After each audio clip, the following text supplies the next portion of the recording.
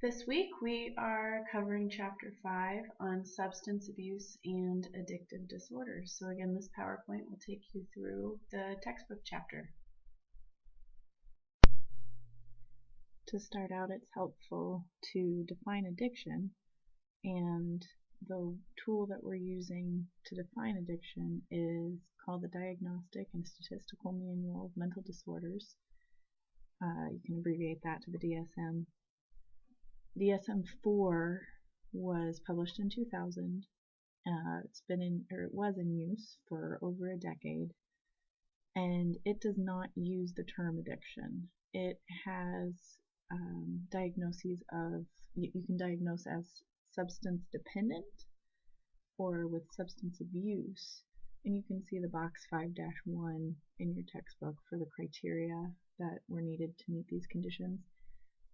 Dependence was basically a less severe form of the condition. To meet dependence, you had to satisfy 3 of the 7 criteria. Abuse is more dysfunction, failure to perform duties. 1 of the criteria in those 4 were needed to meet that diagnosis. The DSM was updated. DSM-5 is now available. It was published in 2013, and rather than these separate disorders in 4, it's now 1 disorder, substance use disorder, and it can be classified as moderate, severe, whatever the case it may be, depending on how many criteria are met.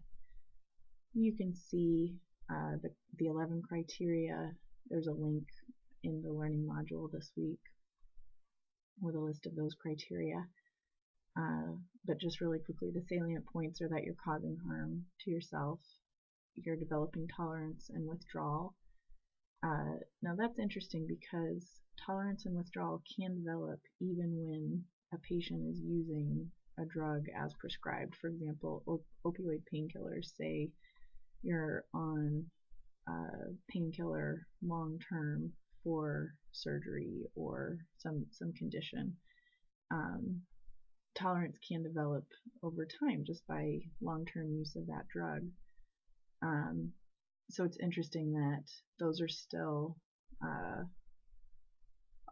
among the criteria as they are. Craving is also a new addition compared to DSM-4. And then the World Health Organization, WHO, has an ICD, International Statistical Classification of Diseases and Related Health Problems, where harmful use and dependence syndrome are kind of analogous to substance dependence and substance abuse from DSM-4. So please familiarize yourself with DSM-5. I think it's worthwhile to see what DSM-4 was, even though DSM-5 has been around since 2013, just because a lot of systems, a lot of offices are probably going to take a few years to switch over, and maybe those of you who have professional experience right now could speak to whether 4 is completely out of date by now. But you see the criteria for DSM-4 in your textbook, and then 5, again, there's a link in the learning module. And I think it's worthwhile for you to familiarize yourself with these criteria. It's interesting to consider the evolution, the history of how we as a society have thought about addiction. Initially, in the old days, addiction was seen as a character flaw, a sign that a person was bad, had some kind of moral deficiency, or had no willpower, not a medical issue at all. And we've come a long way since then, but we certainly still need some more progress, or we still are progressing as a society away from that initial concept. The idea that addiction could be a disease started in the early 20th century. There were a couple of movements that contributed to this idea. One was, since opioids were widely used by doctors as painkillers, they were prescribing these painkillers to their patients, it was the patients developing a tolerance, getting addicted to those painkillers, was something that the doctor had contributed to, so then it made sense that medicine could help treat it. Another thing that happened was in 1870, the American Association for the Cure of Inebriates advanced this idea that alcoholism was a disease. They had a humanitarian focus that was advocating for treatment rather than punishment of alcoholics. And then also, the book talks about E.M. Jelinek and the disease concept of alcoholism, where Alcoholics Anonymous grew from. And this, we'll talk about him again with predisposition, but the idea that if some people are, their genes, there's something innate inside of them that makes them more likely susceptible to becoming alcoholics. It could be considered a disease, and this idea started with alcohol and then spread from there to other drugs. Now, there's plenty of middle ground between these extremes. Addiction is a character flaw, and addiction is a disease. And we discussed in the Pleasure Unwoven discussion boards about the choice argument. You're choosing to use a drug. No one ever chooses to become addicted, but once you start using more and more, you've got craving thrown in there. So there are a lot of gray areas between those two extremes. And the DSM uses the term disorder rather than disease. It's a looser term that indicates a pattern of behavior or a group of symptoms.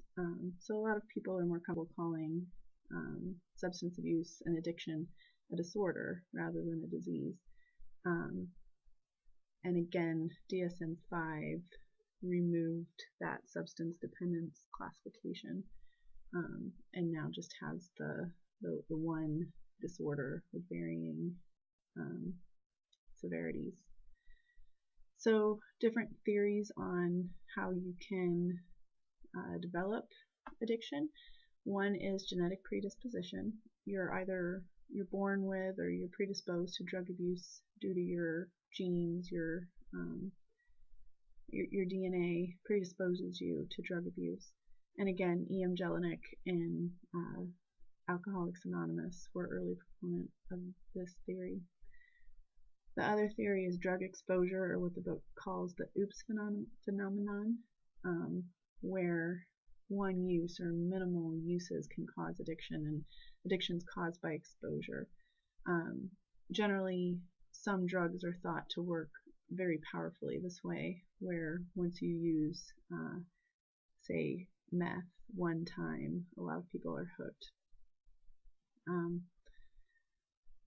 Let's see. So this all leads to the question of, is addiction a disease? It's impelling to compare it to other lifelong diseases, diseases like diabetes, heart disease, cancer, as nobody chooses to get diabetes, type 2 diabetes, nobody chooses to get heart disease, nobody chooses to get lung cancer or skin cancer. But maybe you did choose to tan a lot in your teens and 20s, and you get skin cancer 10 years later. Maybe you did choose to eat a lot of candy, eat a lot of sweets, and you get type 2 diabetes later in life. Just choices that we make do contribute to our health and other established diseases. No one argues that cancer is not a disease.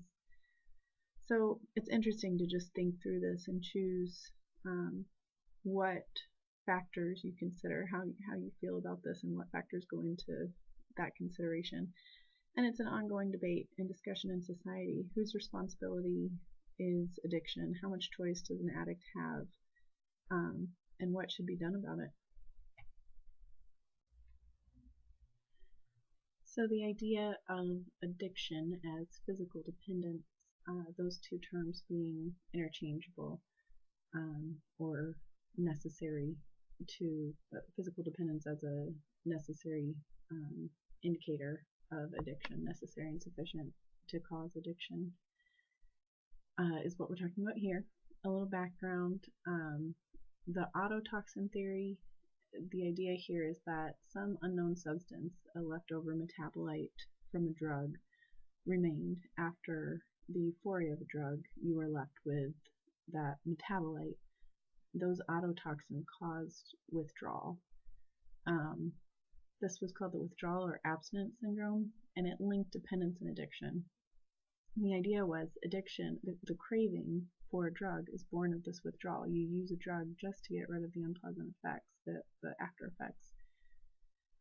That is, the withdrawal was responsible for the craving. Getting rid of the withdrawal was the motivator for taking the drug.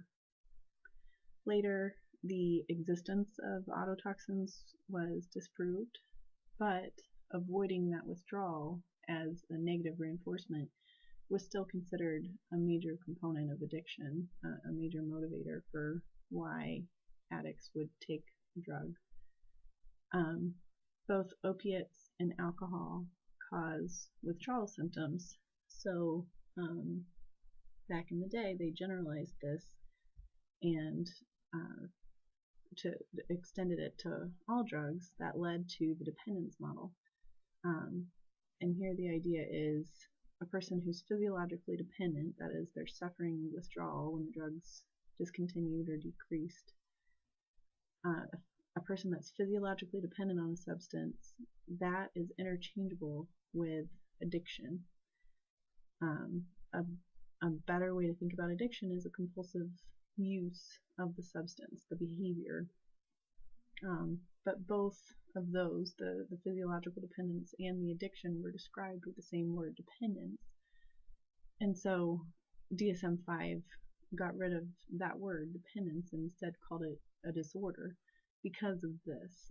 This is confusing, using the same word to talk about physiological dependence and addiction. And you can experience dependence without addiction. As we've talked about before, painkillers, a person can be dependent on opiates. They'll experience withdrawal, they become tolerant to the drug. You'll need to increase their dose. If they're not having other problems and they're on these drugs long term after a surgery or an auto accident or whatever the case may be, they're functioning well, they're going to work, or they're performing their life roles, they're not an addict. They're not putting themselves in harm. They're just taking the drug as prescribed. You can have physiological dependence without addiction. On the other hand, you can also have addiction without dependence. And this is more psychological. The example that the book gives here is marijuana as well as cocaine, where someone has a habit of taking it, and they're emotionally and mentally attached to it. It's not a physical dependence because they don't suffer withdrawal symptoms when they discontinue use, and it might be interfering with other parts of their lives. The problems with these dependence models, as we've already talked about, not all develop physical dependence. Some people can voluntarily stop taking a drug, just go cold turkey, even in the presence of withdrawal symptoms. So it's not all about withdrawal or dependence. Some people can just white knuckle, suffer through it, and that shows addiction is not just about the physical dependence. They can get off of it despite the withdrawal symptoms.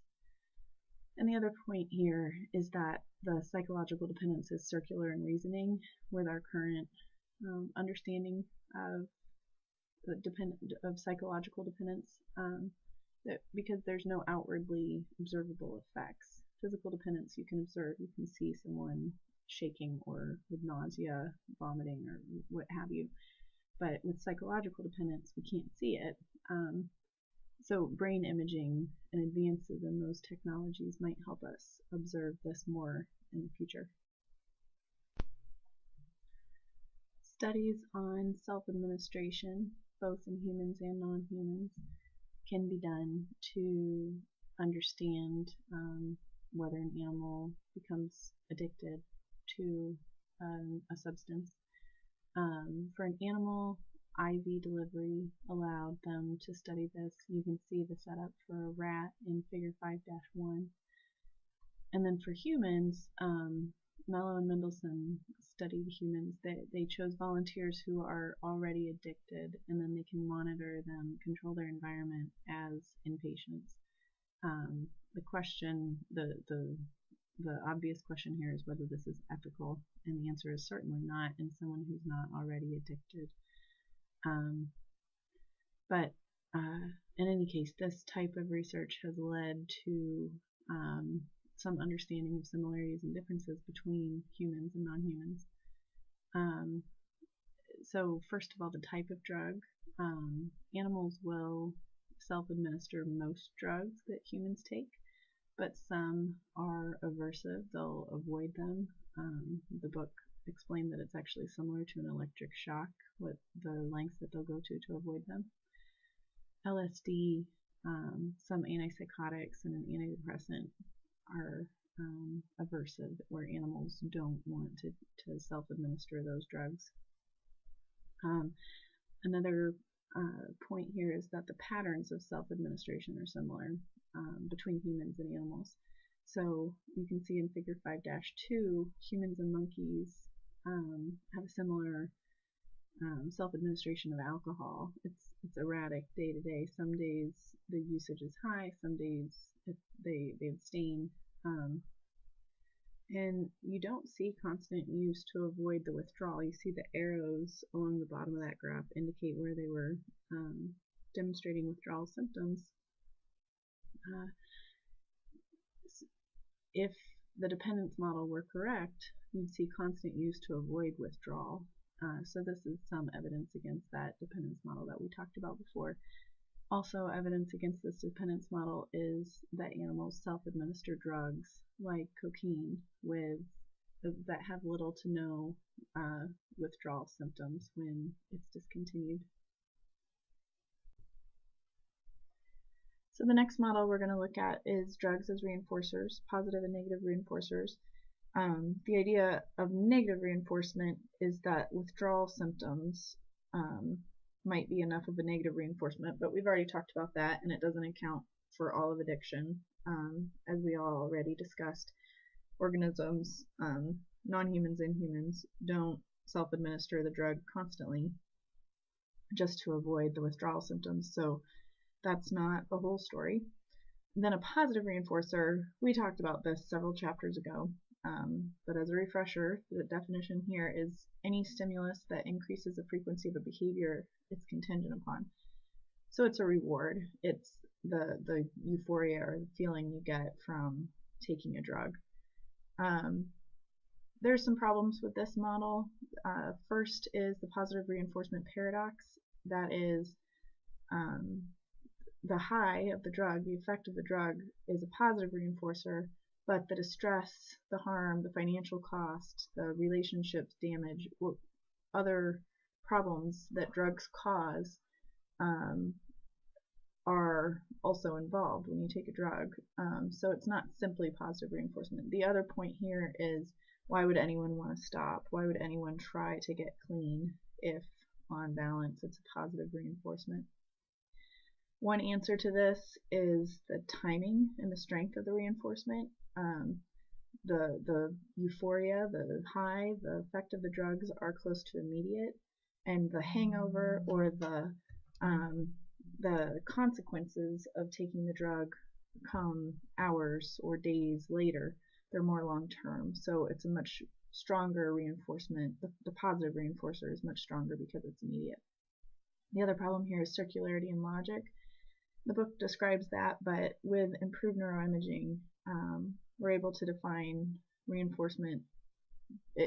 As we're improving neuroimaging, we will be able to define reinforcement beyond just the behavior that it causes and look at brain activity. So that might solve that problem in the logic.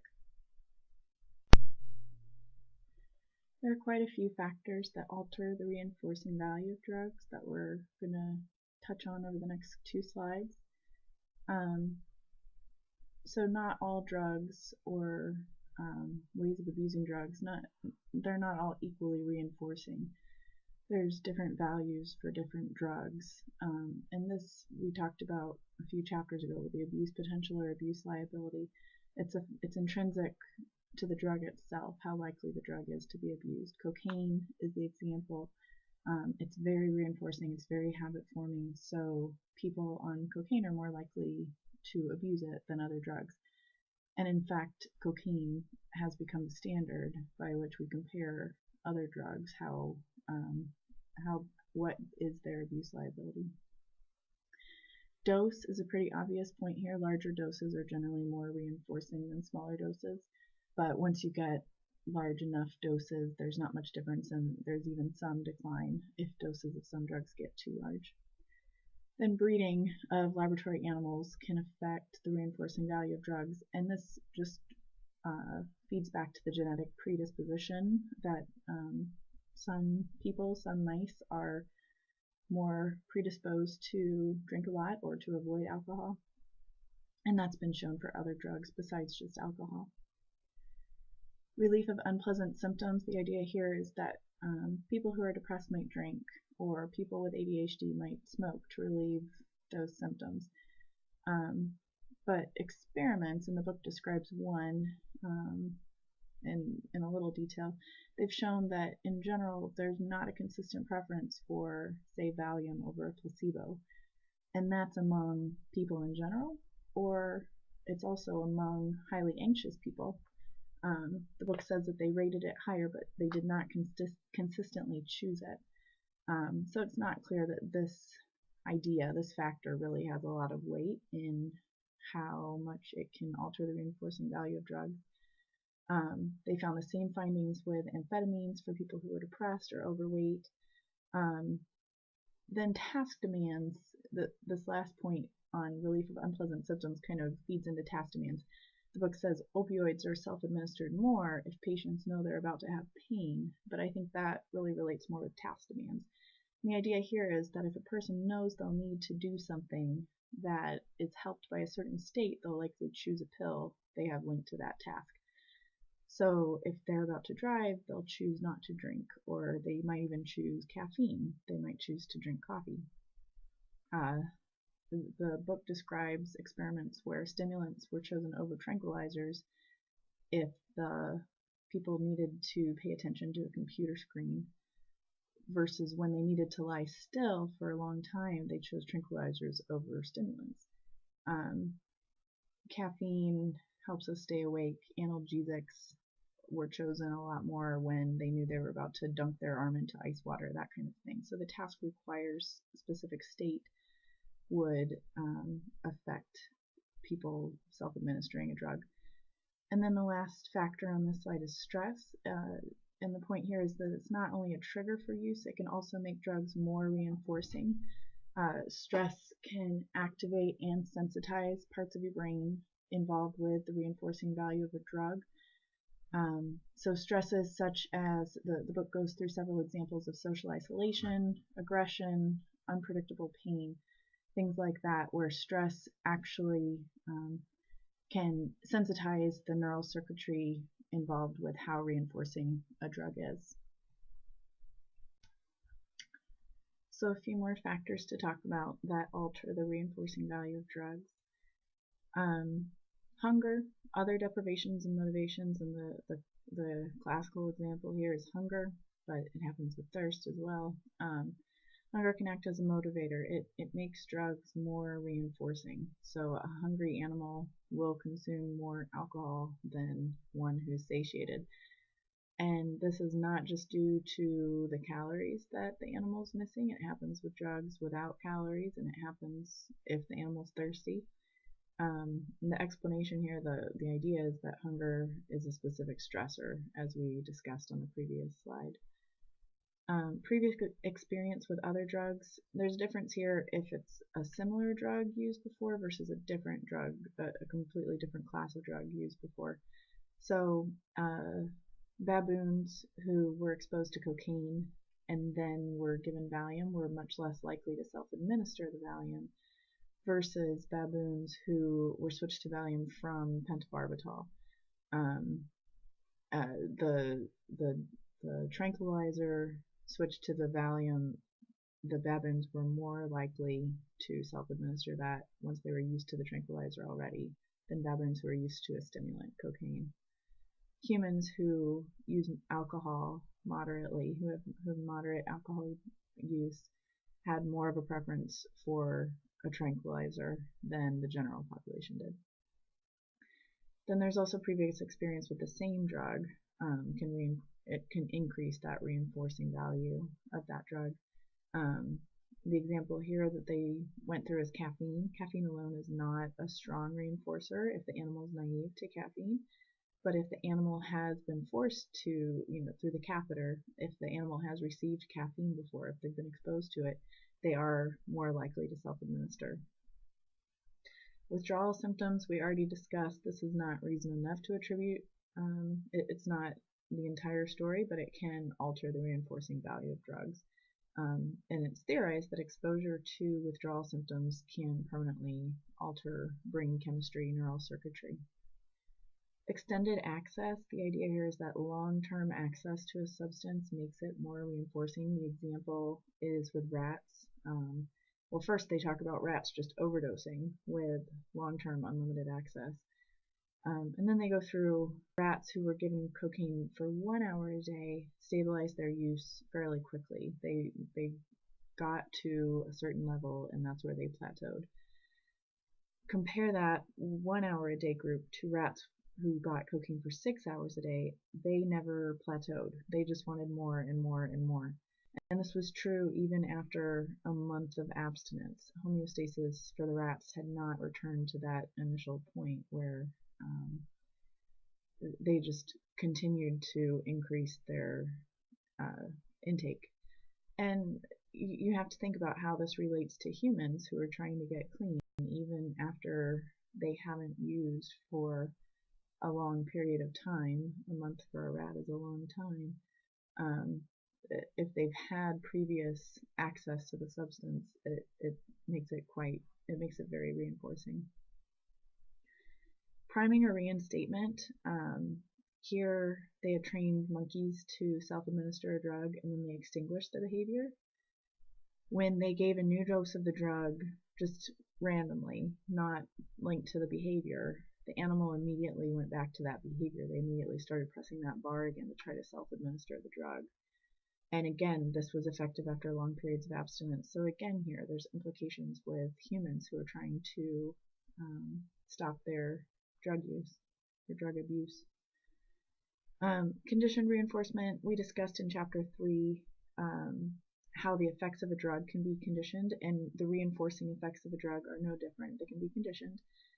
So there's a place preference for self-administration. We've discussed that before, and then the second order schedules is an example of that now. Second order schedules, the idea here is that there's a chain of behaviors. So behaviors are more complicated than just pressing the bar. And the example in the book was a light that comes on if you press the bar, and then the light, after a certain number of times that the light's on, you get the drug. So environmental cues can become part of this chain. This is where we get the idea of triggers. And environmental cues, going into the bar can be just a reminder for some people of how alcohol feels, but it can also become a conditioned stimulus. It's classical conditioning. So it's important that the behavior is important as well as the motivation or guidance for a behavior. We're going to talk about kind of the neuroanatomy, the parts of your brain that both the motor loop that causes behavior as well as motivation and reinforcement, what's guiding that behavior. So first, there's this experiment from the 50s where these experiments, I should say, a series of experiments that showed that rats could learn to perform a task to stimulate specific areas of their brain. This led to the belief that there was a single site in the brain for reinforcement, or the idea of a reinforcement center. We now know it's more complicated than that. There's not just one area, but several circuits, and so now the book calls it the motivation control system of the brain. So to step through that, you can look at figure 5-3 for an illustration of that. The general idea is that um, the a problem, say hunger or some kind of cue like that, sends a message to the VTA, the ventral tegmental area. Axons from the VTA stimulate the nucleus accumbens with dopamine, and the nucleus accumbens is then sends axons. It has axons that go back to the VTA where it releases an opioid-like peptide. Sorry, opioid-like peptide, and that forms a circuit. This is the mesolimbic dopamine system. It's central in motivation and reward-seeking behaviors, and we've talked about that a couple of times, it seems like. Then the nucleus accumbens also sends axons to the basal ganglia, and together with parts of the cortex, these are parts of the motor loop. So if no other information comes from the environment, just the hunger, then activating the mesolimbic dopamine system will stimulate the motor loop, and this causes an increase in activity. Guidance, on the other hand, comes from another loop. This is information processed through the thalamus, cortex, amygdala, and hippocampus, which are parts of the learning and memory system. This is where we hold memories of past experiences, past outcomes, how a problem was solved last time. So this is what guides our behavior. In Pleasure Unwoven, he mentioned incentive salience. The gumball machine that gave you 2 gumballs randomly made you more likely to remember that. So certain environmental cues are stored in the memory because they have incentive salience. And now, not just finding food, but also the predictive stimuli. The example in the book is the rocks in the stream bed, or whatever the case may be. That predictive stimuli can trigger a dopamine response as well. So now the role of dopamine can be a little bit confusing because of this, the book calls it, it's a hedonic hypothesis, or hedonio hypothesis. Dopamine has this reputation of being associated with pleasure. It's the happy neurotransmitter. It has to do with liking things. But it turns out there's a difference between wanting and liking. So this can be somewhat challenging just because of those preconceptions of dopamine as a pleasure chemical. Pleasure centers have been isolated hedonic hotspots. These are areas of the brain that have to do with liking things. And pleasure is a subjective idea, but the book talks about some objective ways that pleasure can be measured, facial expressions, and that kind of thing in animals. So then the role of dopamine, dopamine is depleted in Parkinson's disease, and you can make lab animal strains that are hypodopaminergic. Those people and those animals still like pleasurable things. Parkinson's patients still find pleasure. They report pleasure. Animals that have less, that are hypodopaminergic, are still, if you measure them in these objective ways for how much they like sweet, sugary foods, they still like it just as much. That holds for people. And then rats, they can make a hyper-dopaminergic strain of lab animals. They deplete the transporter so it doesn't get the dopa out of the synapse as quickly, and dopa has a chance to just continue to work. They don't learn things faster, so it's not helping them link stimulus to reward. They also talked about amphetamines being used to stimulate dopa production. Those lab animals didn't like sugary food more. So it's not directly related to pleasure. That's an experience tied to those hedonic hotspots in the brain. What it is essential for is wanting, motivating goal-directed behavior. Hyper-dopaminergic mice like sucrose at a normal level, but they're more motivated to get it. They want it more. The mesolimbic dopamine system is in place to make you do something again, make you want to do something, rather than necessarily to like it or find it pleasurable. So we're going to define addiction as a compulsive, pathological motivation to obtain the substance. Um, the, the addict must take the drug. The addict feels that they have no choice. The addict feels that they can hardly help themselves to take the drug. And this is because of its effect on the mesolimbic dopamine system. So we just talked about how it motivates behavior. This is in place. It's a very basic part of our brain. It's ancient. It's in place to ensure survival. It's in place to motivate us to eat and to procreate and to ensure survival of ourselves and survival of our species. Drugs alter the functioning of this system. This is what Dr. Macaulay in Pleasure Unwoven was talking about when he said, now the addict equates drugs to survival. So the drug affects dopamine levels similarly as a natural reinforcer would. It becomes this wanting thing. It's affecting your motivation to get the drug. But there are some differences. First is that with natural reinforcers, there are satiety mechanisms so that we don't eat until we burst. That does not appear to be the case with drugs, or with most drugs. We want more and more and more. The other difference is that drugs are more reinforcing. That's both because they can act so quickly. It's also because they produce a huge dopamine surge compared to what natural reinforcers produce. And again, the dopamine surge is not what's causing a pleasurable state. The higher dopamine surge is correlated with a higher high, but it's not causing that euphoria, but it is linking that euphoria to it's causing the motivation to continue to use the drug. So now we're moving into theories on addiction, how drugs are altering motivation and behavior. First, we've got the incentive sensitization theory.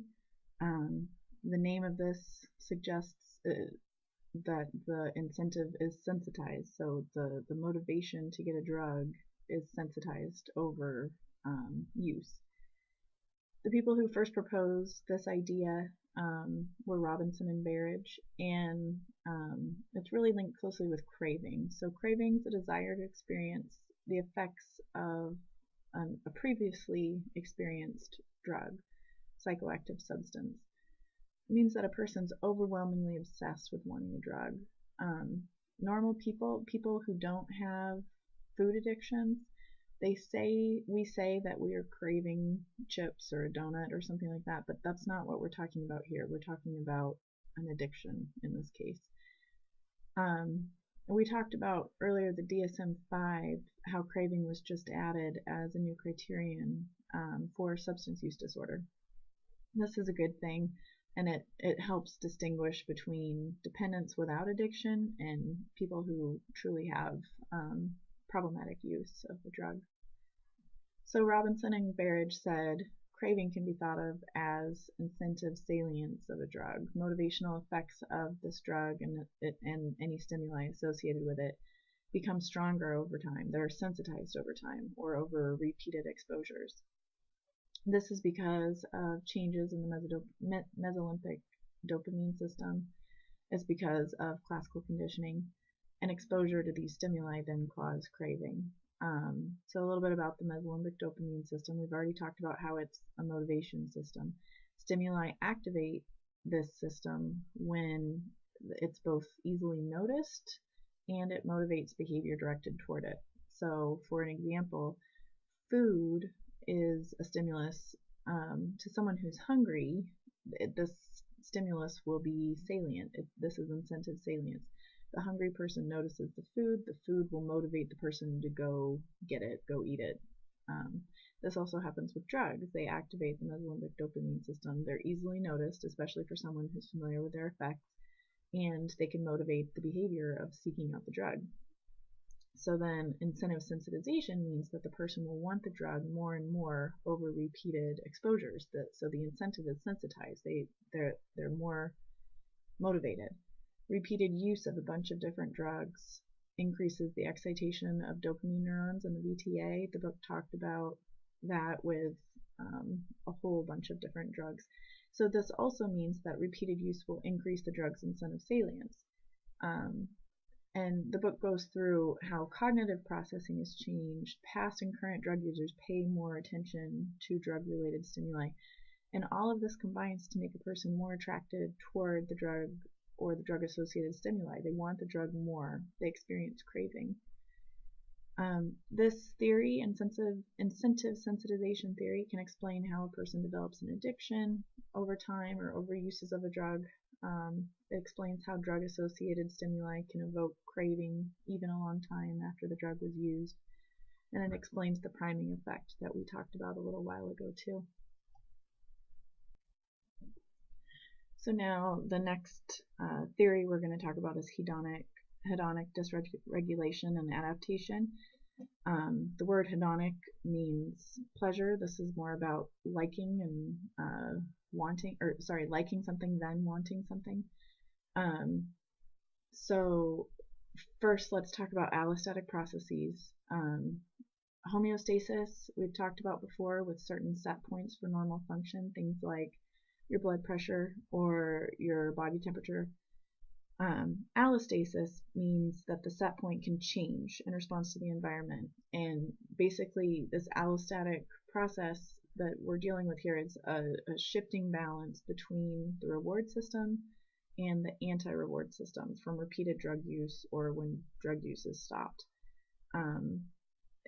And a person's mood baseline can change throughout life due to circumstances or whatever the case may be, but drugs can change this too due to strengthening of B processes. Drugs can lower a person's baseline mood, and you see this in figure 5-4. And we also talked about this back in chapter 3 with the opponent process theory with euphoric A processes and dysphoric B processes. The positive reinforcement of the A processes, your body's trying to return to normal with B processes, limiting the reward of the drug through dysphoria and stress is the way that the book puts it.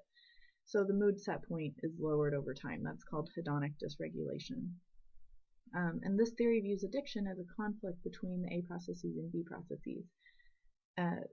The trick here is that B processes keep getting stronger. A person taking the drug needs more and more of it. They become more obsessed with it. They feel they need it more because of those strengthening B processes, and that just feeds the B processes getting stronger, so the person needs it more, so they take it more.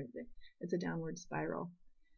And the idea is that as the set point changes, and again, look at figure 5-4 to see this, as the mood set point changes, not only does the person feel like they need it more and the B processes are stronger, but also the reinforcing value of non-drugs are decreased, so that just furthers the spiral. Advancements in brain imaging allow us to see areas or systems of the brain that are involved in addiction and problematic drug use. And chronic drug use causes dysfunctions in multiple brain regions, not just one single area. The book goes through several different circuits. One is reward and saliency. So you know that as the mesolimbic dopamine system. This is nucleus accumbens and ventral tegmental area. And the dysfunction here causes drugs to have more reinforcement value and saliency than they should. Another circuit is motivation and drive, which involves the orbitofrontal cortex and mortal cortex, and basically that's impacting priorities. Motivation, it's causing drugs to be prioritized higher than it should be. Memory and conditioning can be affected with the amygdala and hippocampus. We've talked about conditioning to make a person want a drug when they're exposed to places or people, objects that are associated with their use. So things that are neutral to most people become conditioned stimuli for a chronic drug user. And then inhibitory control, executive function, parts of your brain like the dorsolateral prefrontal cortex. the anterior cingulate gyrus. These are higher order functions. They're things like decision making and judgment. And these four sets of systems are complex. They're all connected to each other. You can see how rewards, motivations, memories, decision making could all be tied together in daily life. And then they are for a person using drugs as well, and drugs can impact all of them. And the book goes through a few examples of how they're impacted. Lower dopamine receptors months after stopping, contributing to a lack of interest in natural rewards and prompting more drug use. That's in the mesolimbic dopamine system. You can read through the examples that the book gives, but basically all these different systems are impacted by chronic drug use. So that's an overview of addiction, what it is and how it works, some theories for how it develops, and the neuroanatomy. Now we're going to move on to treatment. What do we do about addiction? The 13 principles of effective treatment programs are listed in the textbook, and this is from the National Institute on Drug Abuse, and the idea here is that treatment programs are more effective if they incorporate more of these principles. So please read through those and be familiar with those. And then treatment programs themselves, these are basically just different levels of care. Detox and medically managed withdrawal is just exactly what it sounds like. It's not treating the addiction. It's short term, and its purpose is to prevent dangerous withdrawal symptoms, things like seizure or cardiac arrest, or it's short term, like I said, and then a patient would get referred to another type of treatment program to treat the addiction itself. Outpatient treatment programs, some can be similar to almost partial hospitalization, where a patient gets to go home. They don't have to move into the treatment facility, but they go to an outpatient center. They might have group therapy. They might have doctors available to prescribe medications. We'll talk about that in a minute. And this, depending on what exactly is involved here, that could be a really big commitment, and it could take a while, so it might be difficult to maintain their job, or it might just be every evening, or so. It really just depends on the program itself. And then residential treatments is obviously a place where a person moves in and stays for a while. Short term, it could be a few weeks or a few months. Long term is longer than that, 6 months to a year, something in that range. And this can be expensive, so it really is limited by patients' resources, which is another topic, I guess, for another day. How this is covered by insurance and not covered by insurance, but that's probably outside the scope of this class. Excuse me. So then treatment approaches. Different programs use different approaches, or they can use both as well. And basically there's behavioral treatments. These are therapies or group therapies or one-on-one or 12-step programs, things like that. It's addressing the psychological aspect of addiction. It's managing that, managing cravings. And this is what substance abuse counselors do. So a lot of you might be doing this in the future. And you'll use different treatment strategies you'll learn in other classes to counsel or lead groups like this. And then pharmacological treatments are things like nicotine patches or methadone, drugs that prevent withdrawal or alleviate withdrawal symptoms. And then they can also be things like antabuse or naltrexone, where the drug takes away a lot of the reinforcing value, a lot of the pleasure, a lot of the euphoria from, in those examples, alcohol or opioids. So again, the two different types of treatment approaches are behavioral and pharmacological. And then within pharmacological, there's things that are just there to alleviate the withdrawal, and there's things that are supposed to make the drugs less pleasurable, make a person want the drug less. So we'll talk about some of those specific pharmacological treatments as we go through the following chapters on different drugs. And then you can also read about the future of pharmacotherapy. There's some exciting stuff that people are working on, that people are researching and developing. So I just want to take a minute here to talk about pharmacological treatment in substance abuse counseling and really think about the role of pharmacological treatment in substance abuse counseling. So we mentioned before that treatment can reduce the discomfort of withdrawal, or it can reduce the drug's effects in the first place to prevent getting high in the first place. But in the future weeks, in the coming weeks, we're going to go through specific drugs, alcohol, psychomotor stimulants, anxiolytics, etc. And this is kind of the crux of the course. This is the name of the course, is pharmacological treatment in substance abuse counseling. So you should be thinking about how pharmacological treatment can affect substance abuse and can be used in someone's recovery. Maybe be thinking about how you would design an ideal drug to treat substance abuse, and this would probably be different for different drugs. And just think about the role pharmacological treatment has to play in substance abuse counseling. There's some controversies here. Are we just substituting one drug for another if we're pharmacologically treating substance abuse? If substance abuse and addiction is a true disease, should insurance companies be forced to cover substance abuse treatment? These are really interesting questions, and I just wanted to bring it up here that there's a lot to think about in this area.